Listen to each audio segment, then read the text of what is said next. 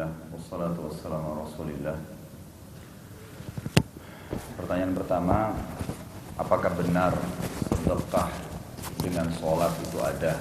Misal, ketika seseorang mau sholat asar berjamaah tapi nggak ada yang jadi makmumnya, kecuali kita yang sudah sholat fardu. Kalau kita gabung dengan yang tersebut, apakah kita niat sholat fardu atau sholat sunnah? Kalau sunnah, maka niatnya sholat sunnah apa? Karena setelah asar nggak ada sholat sunnah, dan saat itu pelaksanaan sholat dalam 4 rakaat, padahal sholat sunnah biasanya 2 rakaat. Baik, ini sudah pernah kita jelaskan pada saat kita menjabarkan panjang lebar tentang bab sholat, ya. Bolehnya mendampingi teman kita yang belum sholat wajib pada saat kita sudah sholat wajib, sebagaimana perilaku Abu Bakar radhiyallahu anhu dalam hadis Bukhari. Ya, ini sudah sering kita ulangi, bahwasanya ada seorang sahabat yang datang terlambat setelah Nabi SAW selesai sholat asar. Kemudian ada seseorang yang datang terlambat sendirian. Lalu kata Nabi SAW sebelum orang itu sholat, siapa yang mau bersedekah untuk temannya ini? Lalu berdiri Abu Bakar dan atau sholat bersama dengan orang tersebut. Tapi tidak dinukil kepada kita apakah Abu Bakar jadi imam atau jadi makmum, yang jelas sholat lagi bersama dia. Dan Nabi SAW yang suruh itu. Bagaimana aturan ayat yang turun? Mengapa ayat-ayat dari surah yang sama turunnya tidak berurutan? Itu hikmah dari Allah Subhanahu Wa Taala. Karena Al-Quran turun sesuai dengan kejadian. Jadi kadang-kadang ada kejadian sahabat yang sedang bertengkar dengan istrinya, turunlah ayat. Ya, dalam surah At-Talaq misalnya. Ada pertanyaan dari orang-orang Yahudi tentang Ashabul Kahfi, turunlah ayat tentang Ashabul Kahfi. Turun begitu. Nabi SAW tadi kasuistiknya sedang merasa gemetar selama 40 hari nggak bisa bangun, turunlah surah Muddatsir dan Muzammil. Nabi SAW merasa pada saat 6 bulan terputus wahyu sedih, gitu kan? Turunlah surah Ad-Duha menghibur beliau. Terus seperti itu. Nanti juga kita temukan surah Al-Kafirun. Pada saat orang-orang kafir Quraisy mengatakan, sembahlah Tuhan kami sehari, ya Muhammad, kami sembah Tuhanmu juga sehari. Sampai Nabi SAW ditawarkan, karena Nabi nolak terus, ya Muhammad, sembahlah Tuhan kami sehari, kami sembah Tuhanmu seumur hidup.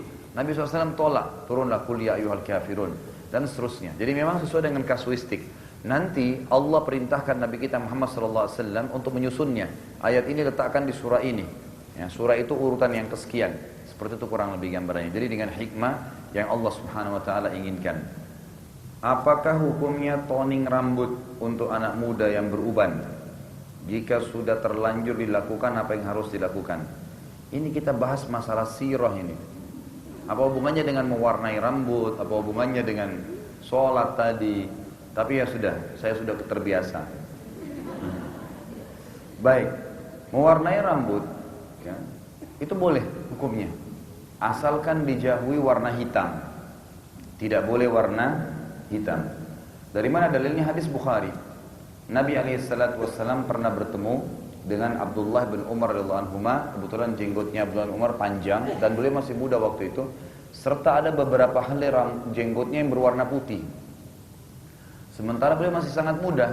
Kata Nabi SAW, warnahilah jenggotmu dengan warna, waktu itu terkenal warna pacar, ya, warna henna, ya, itu yang warna coklat atau yang kemerah-merahan. Dan beliau mengatakan Rasulullah SAW, dan jauhilah warna hitam, dan jauhilah warna hitam. Jadi boleh, nggak berdosa, ya, asalkan jangan sampai nanti anda berlebihan, kata ulama, karena gulu dalam agama tidak boleh berlebihan. Misal ada orang melihat seorang penyanyi rock rambutnya warnanya orange, lalu dia ikut juga warna orange. Nah, ini kan berlebihan. Ya, tidak ada sesuatu yang dibutuhkan bagi seorang muslim untuk itu. Apalagi yang dijadikan panutan adalah seorang penyanyi, itu salah.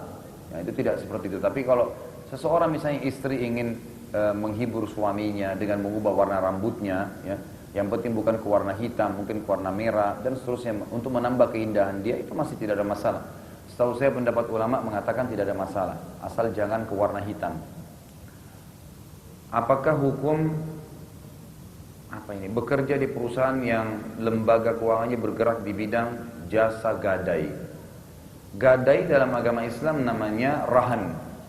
Dalam ilmu fikih itu ada, ya, ada namanya hukum rahan. boleh menggadaikan sesuatu dalam Islam. Nabi SAW itu meninggal dunia dalam hadis Bukhari, sementara beliau menggadaikan zirahnya, baju perangnya kepada orang Yahudi. Ya, kepada orang Yahudi. Nabi SAW meninggal sementara itu masih dalam gadaian. Dan itu bukan dosa. Karena beliau memberikan imbal, balas daripada apa yang digadaikan.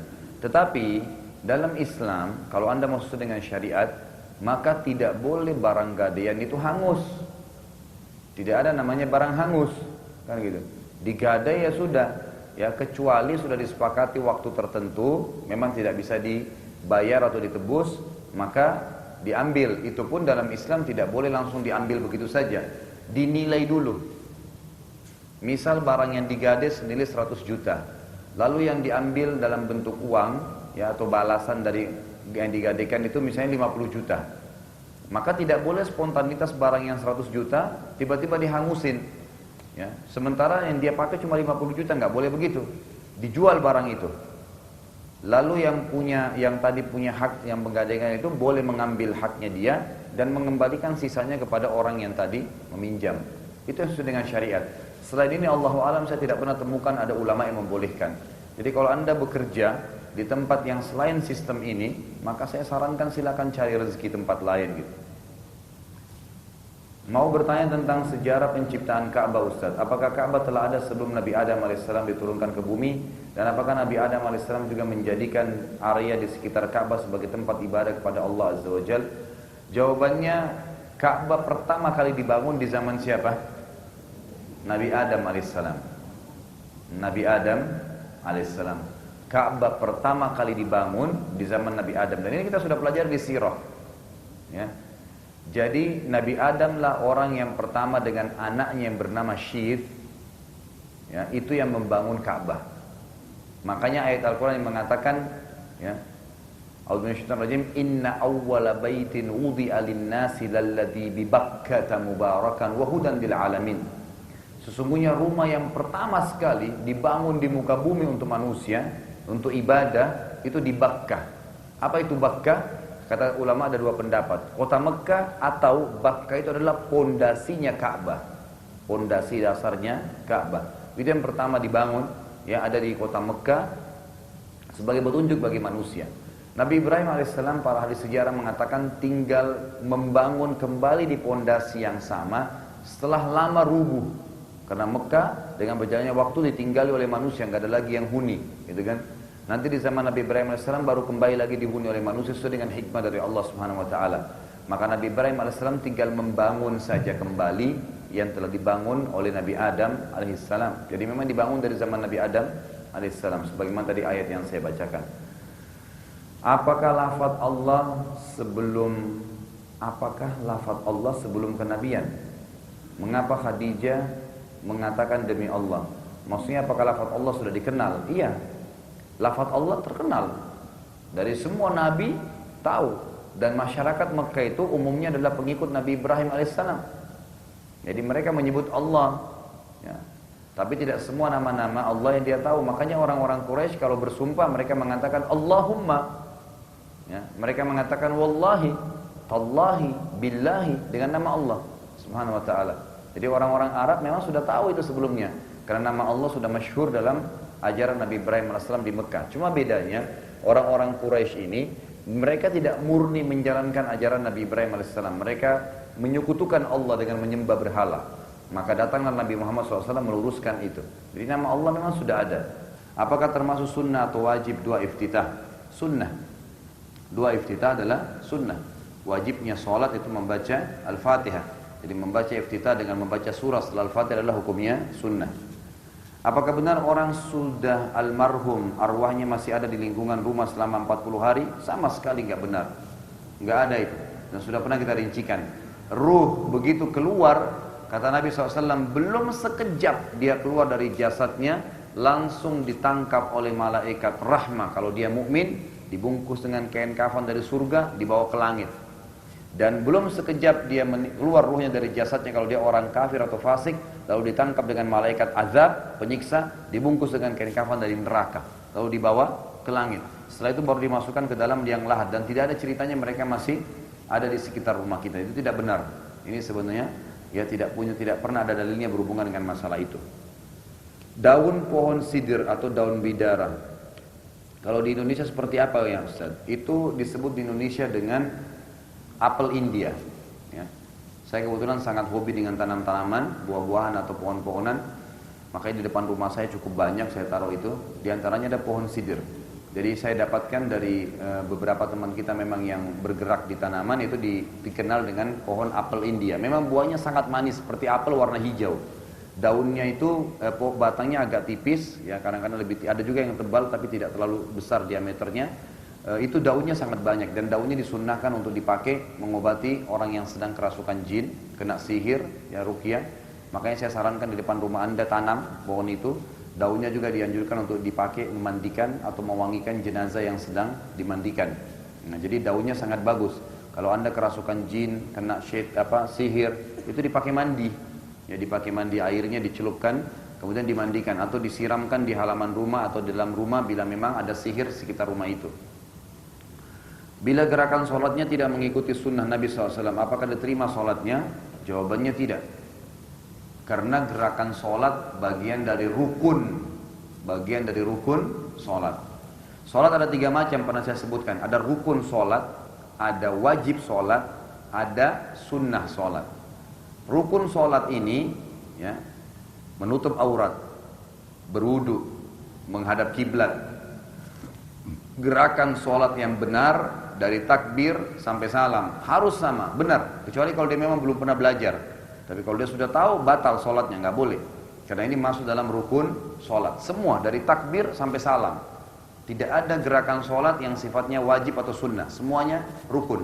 Yang kalau tidak dikerjakan batal. Seperti Anda kalau tidak tutup aurat, seperti Anda kalau tidak hadap kiblat, sama itu. Kalau wajib sholat, kewajiban seperti membaca Al-Fatihah.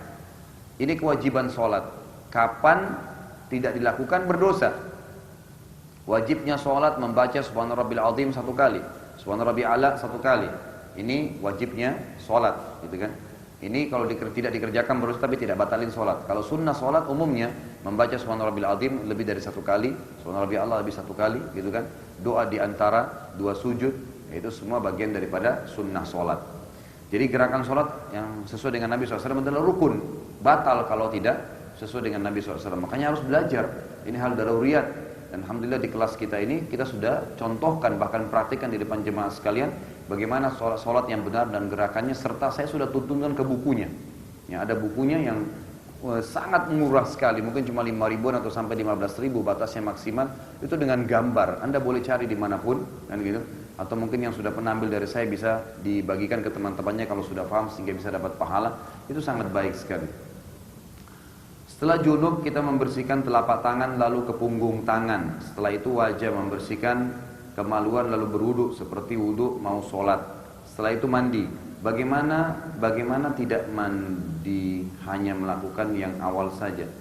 Bagaimana kalau tidak mandi maksudnya ya, mungkin hanya melakukan yang di awal saja, apakah sholatnya tetap sah? Sholatnya nggak sah, karena seakan-akan dia mandi dalam keadaan junub.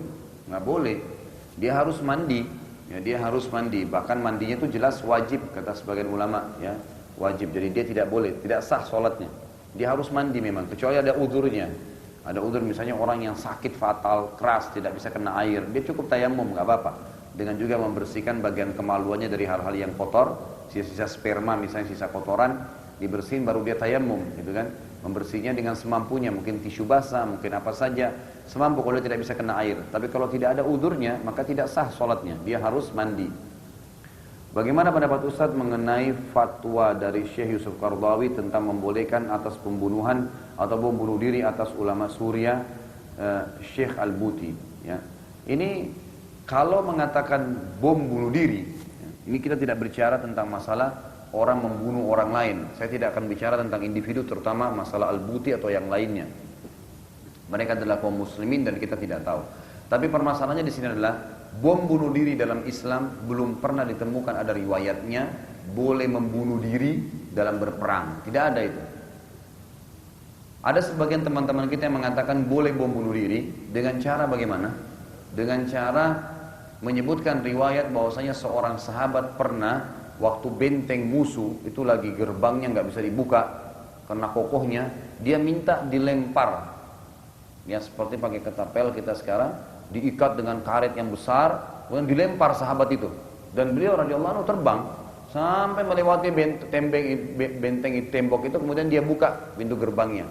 Waktu dia dilempar, kemudian dia sempat melawan beberapa musuh. Mereka beristidlal mengatakan, sahabat ini tahu kalau dia dilempar dia bisa mati, gitu kan? Maka boleh berarti bom bunuh diri. Keliru. Sahabat itu punya pertimbangan pada saat dia dilempar. Dia tahu pada saat dia dilempar, dia bisa melawan, kan gitu. Dia bisa melawan, kemudian kalau dia terbunuh dia mati syahid. Sama halnya orang kalau pegang bom di medan perang, kemudian dia coba lempar ke sana dan ke sini, kalau dia kena juga tidak sengaja, itu dia mati syahid. Tapi kalau dia bom dirinya, bertolak belakang dengan firman Allah Subhanahu wa taala. Bukankah Allah Subhanahu wa taala mengatakan dalam Al-Qur'an, "A'udzu minasyaitonir wala tuhliku anfusakum." Jangan kalian bunuh diri kalian. Juga ada seorang sahabat Badui, bukan Badui, seorang sahabat laki-laki yang luar biasa, tidak disebutkan namanya orang ini, tapi dia sangat perkasa, nebas musuh sana, nebas musuh sini, kekar sekali. Sampai semua sahabat bilang apa dalam hadis Bukhari ini? Orang ini ahli surga. Kata Nabi SAW, tidak, dia ahli neraka.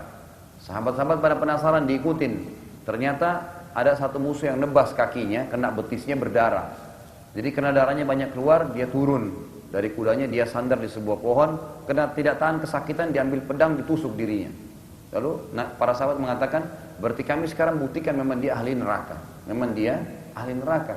Ini termasuk dalil sebenarnya yang sederhana yang menolak tentang bunuh diri, bom bunuh diri itu. Bom bunuh diri. Apalagi sekarang subhanallah senjata sangat banyak, dengan jarak 1 kilometer bisa menembak. Dan kadang-kadang kita lupa jemaah sekalian, kita punya senjata yang lebih hebat daripada helikopter, pesawat tempur. Antum tahu apa itu? Doa. Ad-doa silahul mu'min. Doa senjatanya orang mukmin. Demi Allah jemaah sekalian, doa itu bisa menjatuhkan helikopter dan pesawat kalau Anda yakin, gitu kan? Itu harus yakin dengan itu. Tapi kita kadang-kadang tidak yakin, gitu kan? Kita tidak yakin. Berapa banyak di medan jihad terjadi, itu dengan doanya para ulama, maka semuanya dimenangkan oleh kaum muslimin. Dinukil dalam kisah salah seorang salaful ummah dari tabi'in, saya lupa namanya, tapi orangnya sangat tua. Waktu itu, ya, subhanallah saya tidak terlintas namanya, tapi nanti coba saya cariin kembali. Yang jelas beliau ini, ya, setiap peperangan jihad selalu ikut. Sampai disebutkan dalam riwayat saking inginnya mati syahid, itu dia kalau angkat pedang gemetar tangannya. Ya. Tapi beliau tetap ikut berperang. Satu waktu pada saat pasukan akan berhadapan dengan musuh, kemudian pimpinan perang mengatakan, mana si fulan? Ditanya dia, orang alim ini, mana dia? Terus pengawalnya bilang, dia di ujung pasukan sana sedang mengangkat jarinya ke langit. Apa kata pimpinan jihad ini? Biarkan dia.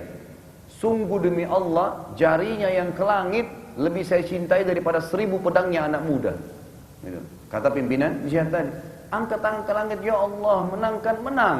Selesai. Ingin sesuatu, ya Allah, kasih saya. Ya Allah, ini saya. Kekuatan keyakinan perlu. Tapi kita lupa dengan itu. Banyak di antara kita lebih yakin dengan kekuatan yang kita miliki gitu. Saya pernah baca dan mendengar bahwasanya Waraqah bin Nawfal itu adalah penganut agama Ibrahim yang mengisahkan Tuhan. Tapi tadi Ustadz menyampaikan bahwasanya beliau adalah pendeta Nasrani. Mohon dijelaskan. Saya malah mohon maaf tidak pernah temukan kalau beliau menganut agama Ibrahim. Ya, bahkan ya yang ada jelas dalam buku sejarah yang saya tahu, ya Allahu alam, kalau memang antum yang bertanya ini punya referensinya tolong ditunjukkan ke saya. Mungkin kita bisa berbagi ilmu. Tapi selama ini buku-buku sirah yang saya tahu semuanya menyebutkan beliau adalah ya orang yang beragama Nasrani. Karena memang sebabnya beliau bertemu dengan salah satu pendeta Nasrani dan akhirnya menganut agama itu. Jumlah sayap Jibril alaihissalam 600. Apakah 600? Ya, apakah keterangan jumlah 600 itu dari suatu ayat atau hadis? Hadis Bukhari. Atau pada saat melihatnya Nabi SAW menghitung jumlah sayapnya walaupun dengan rasa takut? Enggak mungkin gitu kan. Tapi Nabi SAW menyampaikan itu ya sesuai dengan wahyu dari langit. Ya karena ini hadis yang Nabi sampaikan, hadis. Jadi informasi kepada umatnya gitu. Yang saya tahu adalah Allah yang menyampaikan kepada Nabi SAW gitu kan. Karena kalau badan Jibril memenuhi langit gitu kan ke timur dan barat, bagaimana dengan sayapnya yang 600 malah lebih menutupi lagi gitu kan. Jadi itu penyampaian dari Allah Subhanahu wa taala. Ar-Rahman adalah hanya untuk Allah. Apakah benar bahwa makhluk tidak boleh memiliki Rahman kecuali diberikan awalan dengan Abdu? Maksudnya diberikan nama ya? Iya, Jadi kalau seandainya seseorang boleh mengatakan namanya Abdurrahman, dipanggil Rahman, boleh nggak? Boleh. Yang tidak boleh kalau dikatakan Ar-Rahman, ditambah alif lam mu'arraf namanya. Alif lam yang menekankan maksud dan tujuan kalimat itu. Jadi kalau kita mengatakan Rahman, boleh. Rahim, boleh. Sifat manusia kah? Namanya dia dipanggil. Tapi kalau dipanggil dengan Ar-Rahman, Ar-Rahim, nggak boleh, itu sifat Allah Subhanahu wa taala. Jadi malah mendahulukan dengan alif lam itu, yaitu berarti menggunakan sifat-sifat Allah Subhanahu wa taala. Tolong berikan penjelasan mengapa sholat maghrib, isya, subuh. Ya apa nih? Kalau tulisannya tolong jangan buru-buru ya, karena supaya saya tidak bingung bacanya. Mungkin mengapa Al-Fatihah dan surahnya keras dibacanya, sedangkan duhur dan asar Fatihah dan surahnya dibaca sir. Ini saya pernah ditanya juga satu waktu di satu tempat, dan ini juga pernah ditanyakan kepada beberapa ulama kita. Kenapa sholat duhur dan asar itu tidak kerasin suara, dan kenapa maghrib, isya dan subuh itu mengerasin suara?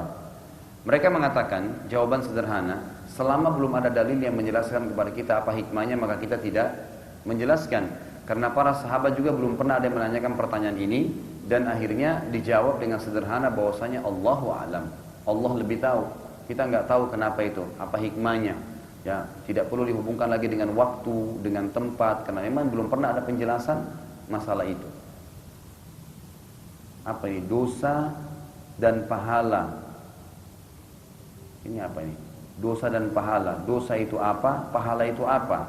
Siapa yang bisa jawab nih? Dosa itu adalah istilah yang digunakan untuk pelanggaran yang dikerjakan terhadap apa yang Allah larang. Dan pahala itu adalah balasan atau ganjaran yang Allah siapkan bagi orang yang patuh kepadanya. Saya kemarin toning di salon. Saya kira Ultramin rambut, ternyata cat rambut warna hitam. Bagaimana hukumnya? Apakah harus saya potong botak? Ya tidak usah kalau tidak tahu.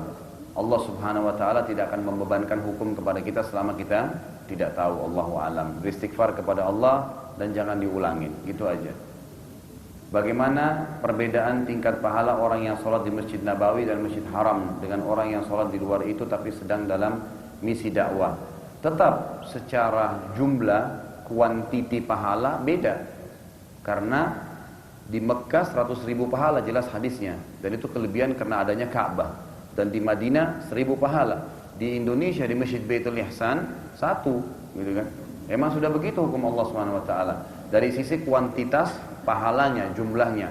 Tapi dari sisi kualitas nanti beda lagi. Walaupun orang sholat di Haram Mekah tapi tidak khusyuk, dan orang sholat di Baitul Ihsan khusyuk, lebih bagus pahalanya dan bisa diterima oleh Allah Subhanahu wa taala. Bagaimana pola tidur Nabi Sallallahu Alaihi Wasallam? Tidur jam berapa dan bangun jam berapa? Masya Allah.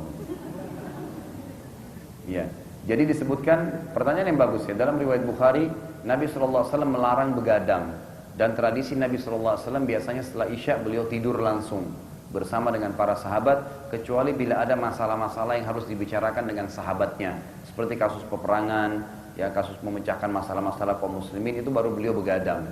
Kalau tidak maka beliau tidur.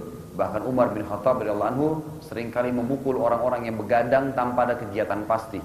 Ya beliau sambil berkata, apakah kalian sekarang membuka mata kalian sehingga akhirnya kalian tidur di waktu subuh, gitu kan? Jadi Umar bin Khattab malah memarahi mereka.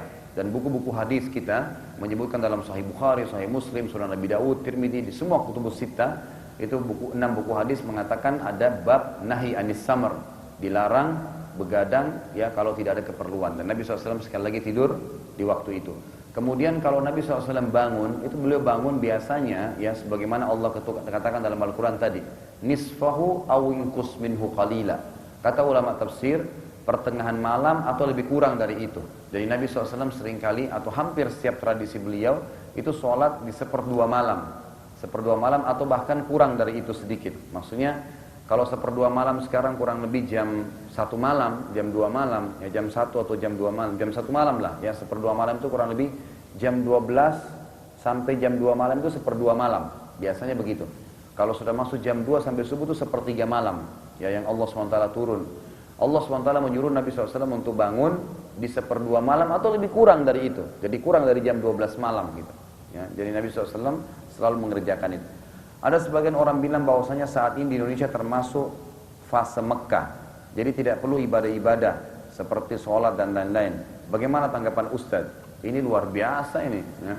Kalau di depan saya langsung ajak debat. Kalau dia tetap ngotot, saya cambuk dengan cambuk kuda. Ya. Karena di zaman Umar radhiyallahu anhu orang seperti ini bahaya sekali. Ya. Mereka menganggap sekarang fase Mekah. Ya. Ada orang yang mengaku sholat di Mekah. Ada orang yang begini dan orang yang begitu.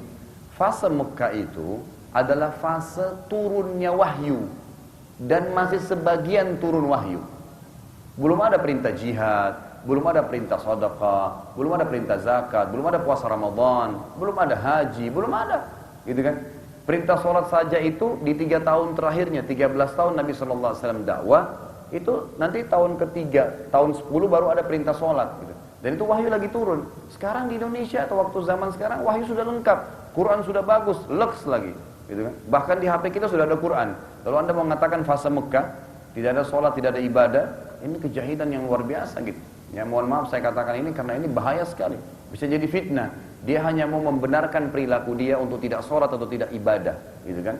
Jadi tidak mungkin itu. Nabi SAW setelah hijrah ke Madinah saja, beliau sholat sampai meninggal. Ada yang bisa bantah ini? Ada yang mengatakan bahwasanya Nabi SAW pernah tidak sholat sekali saja di Madinah? Nggak pernah. Nabi SAW sampai meninggal sholat. Ya, sampai beliau pada saat sudah pingsan, kemudian beliau bangun di waktu sholat, beliau masih jadi imam, masih sholat. Umar bin Khattab radhiyallahu anhu itu pada saat beliau ditusuk oleh bulu dan lubang perutnya dan keluar susu dari situ. Pada saat dia minum, tabib mengatakan Amir Mu'minin sudah nggak bisa hidup lagi. Lalu dia pingsan. Terdengarlah suara azan duhur waktu itu. Ada mertuanya Umar radhiyallahu anhu. Siapa itu? Ali bin Abi Thalib. Sahabat Nabi yang mulia adalah mertua Umar karena di akhir hidupnya Umar menikahi anaknya yang bernama Ummu Kalthum. Ya, ini banyak dibantu oleh orang-orang Syiah. Dan juga ada Abbas, paman Nabi SAW. Lalu Abbas berkata kepada Ali, wahai Ali, sekarang Amir Mu'minin Umar lagi pingsan, tapi sholat lagi masuk. Bagaimana? Kita biarin dia pingsan atau kita bangunin? Tapi kalau kita mau bangunin dia lagi pingsan, bagaimana cara bangunin orang pingsan? Kata Ali apa? Bisikkan di kupingnya kalimat satu. As-sholah, as-sholah. Ali langsung dekati telinganya Umar mengatakan as-shalah ya Amir Mu'minin, as-shalah. 2 kali aja. Umar langsung loncat, ini dalam kondisi perutnya lubang, dan mengatakan, ya, tidak ada keislaman bagi seseorang yang tidak sholat. Kata siapa ini? Umar radhiyallahu anhu. Di zaman Umar, ya, ini setelah fase Madinah. Jelas sekali sahabat dan Nabi tidak pernah tinggalin 1 kali pun sholat. Lalu Anda mengatakan sekarang fase Mekah nggak perlu sholat? Kan aneh sekali.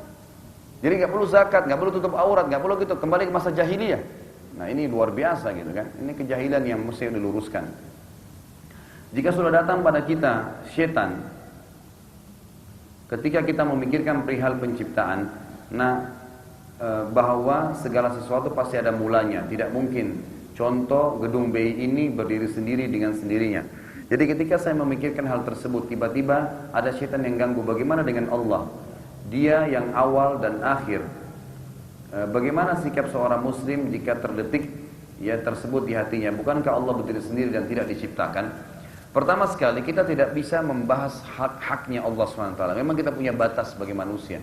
Kita bahkan tidak tahu air yang kita minum yang mana jadi air seni, yang mana jadi bagian darah kita. Kita nggak pernah tahu kue yang kita makan yang mana jadi nutrisi tubuh, yang mana jadi tinja atau kotoran kita, azzakumullah. Kita nggak tahu oksigen yang kita hirup yang mana akan jadi bagian yang akan membantu kita bernapas baik, yang mana virus yang masuk kita nggak pernah tahu, kan gitu dan seterusnya. Itu dalam diri kita, apalagi dengan Allah Subhanahu Wa Taala. Tapi yang jelas pertanyaannya cukup bagus dan sangat pekah ya. Pernah ada ya pertanyaan yang sama muncul di zaman Nabi Sallallahu Alaihi Wasallam. Beberapa sahabat bertanya, ini kita yang diciptain sama Allah, bumi ini oleh Allah, ini oleh Allah. Lalu Allah siapa yang ciptain ya? Muncul pertanyaan itu. Lalu Nabi SAW mengatakan, apakah sudah kalian dapatkan pertanyaan itu dalam diri kalian? Kata sahabat, iya ya Rasulullah. Kata Nabi SAW, kalau sudah muncul pertanyaan itu, ucapkan amantu billah. Saya sudah beriman kepada Allah. Habis. Saya tidak akan bahas lagi itu. Saya beriman Allah ada dan Allah lebih tahu tentang penciptaannya. Ini yang ada dinukil kepada kita dari hadis sahih dari Nabi kita Muhammad SAW. Tolong sebutkan contoh surah Al-Quran bahwa tidak ada yang serupa dengan Allah. Ini seperti saya lagi disuruh tes ujian nih. Tolong sebutkan, gitu kan? Baik. Tadi sebenarnya ada ayatnya, tapi saya lupa surah apa ya. Bunyinya itu a'udzu minasyaitonir rajim, laisa kamitslihi syai'un wa huwas samiul basir. Ulama mengatakan ayat ini adalah kaidah yang paling mendasar menyebutkan tentang nama-nama dan sifat Allah serta zatnya Allah. Laisa kamitslihi syai'un, tidak ada yang menyamai Allah apapun. Wa huwas samiul basir, dan dia Maha mendengar lagi Maha melihat. Jadi tidak bisa. Apapun yang kita lihat pasti beda dengan Allah Subhanahu wa taala. Makanya Allah, kata ulama, membedakan ciptaan manusia dengan hewan. Ya, manusia ada kulit putih, ada kulit hitam, ada kulitnya sawo matang.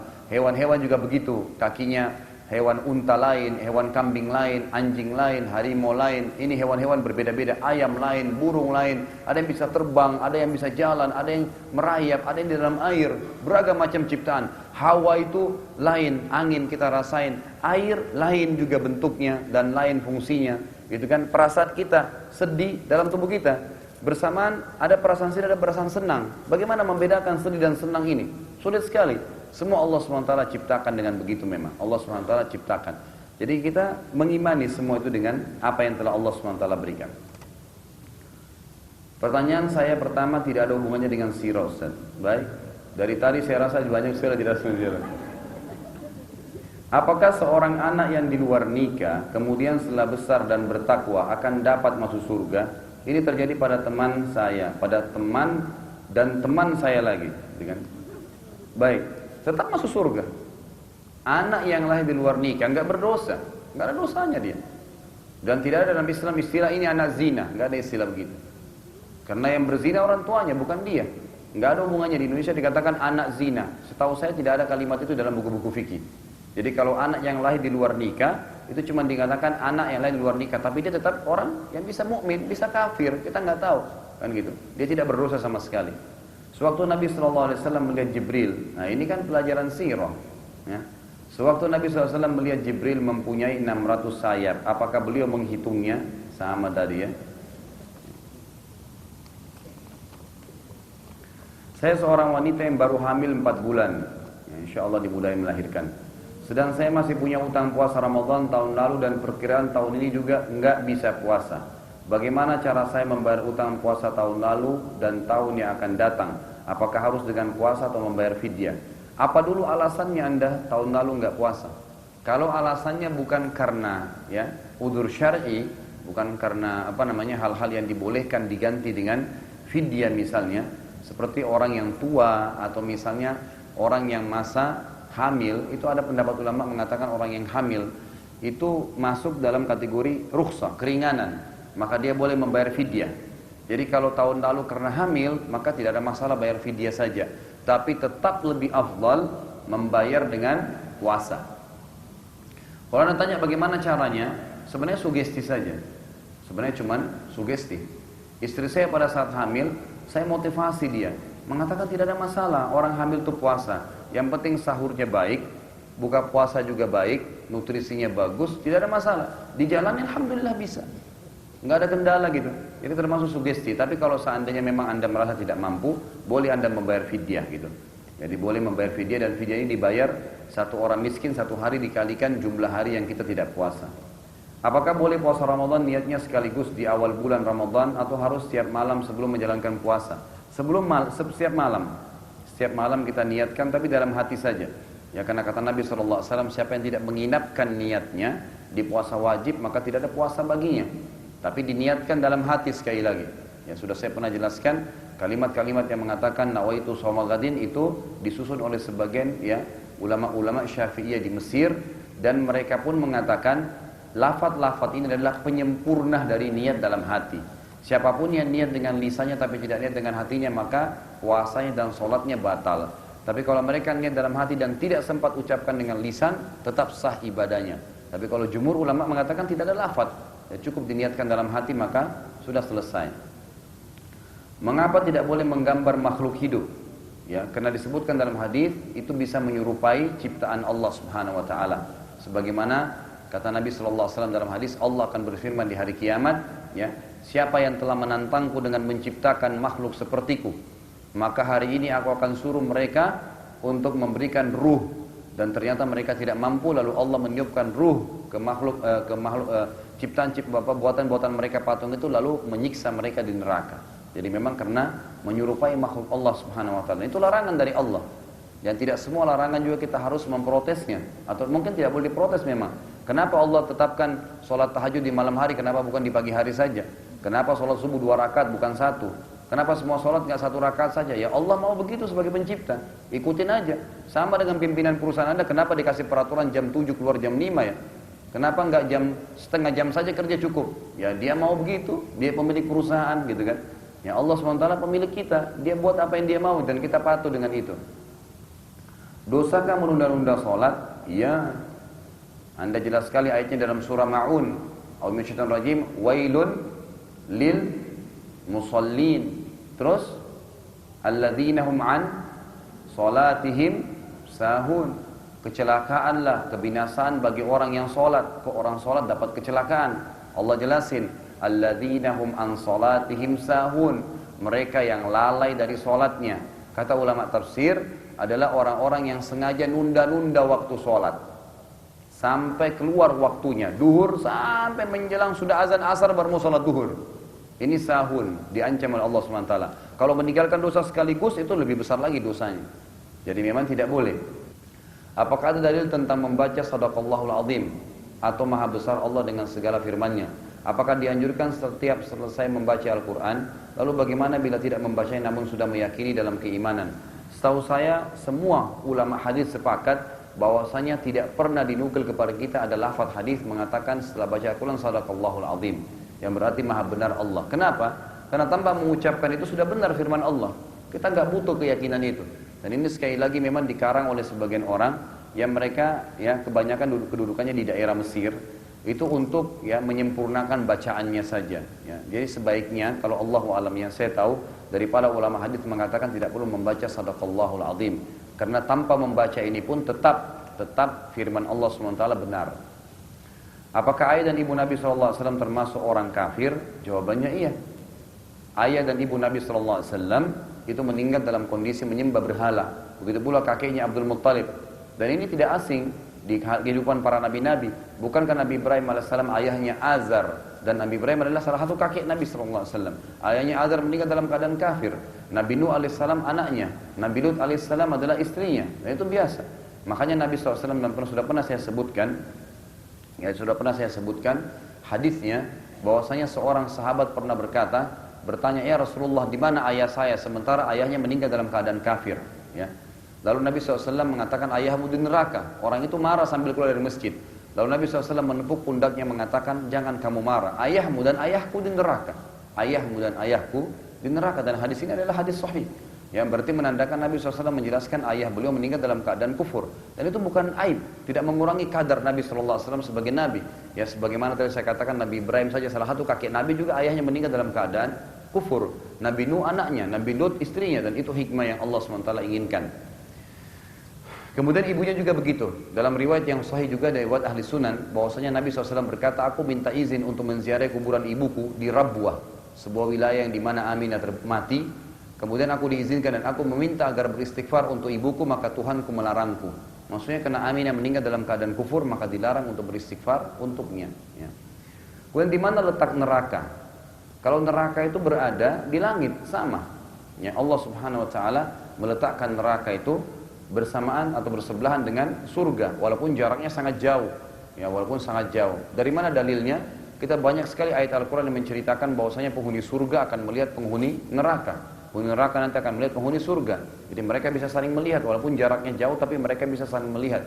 Dan ini yang saya tahu Allah alam, kata para ulama, semuanya berada di sisi Allah Subhanahu Wa Taala. Ada di sisi Allah Subhanahu Wa Taala. Apa bedanya zikir dengan doa? Dan ini alhamdulillah pertanyaan terakhir. Ya. Kalau kita itlakkan zikir, maka semua yang mengingat Allah masuk di dalamnya.